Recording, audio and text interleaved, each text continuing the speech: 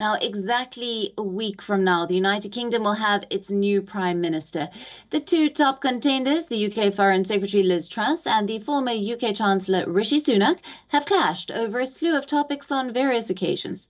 But one issue on which both Sunak and Truss agree is China.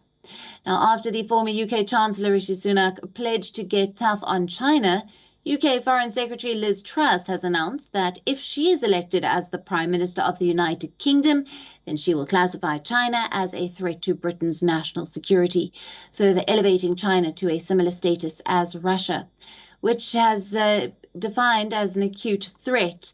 The Foreign Secretary has promised to reshape the UK's foreign policy if she becomes the Prime Minister, and has further pledged to reopen the integrated review, which will set out British priorities in diplomacy and defence for the coming few years.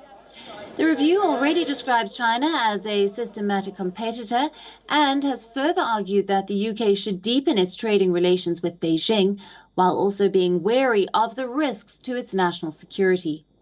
Now, the latest approach taken by Truss against China is a major U-turn from previous pro-China policies of the Tories.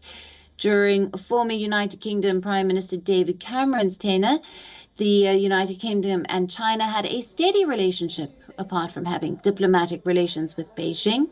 The UK under Cameron's leadership also considered China as a strong trading partner.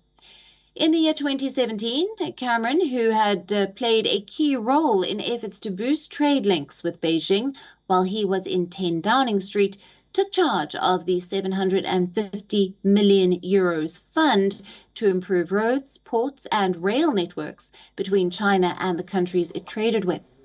However, it has been 5 years to Cameron's tenure, and Britain's policy towards China is about to take a 180-degree switch if the UK Foreign Secretary Liz Truss is elected as the next Prime Minister of the United Kingdom.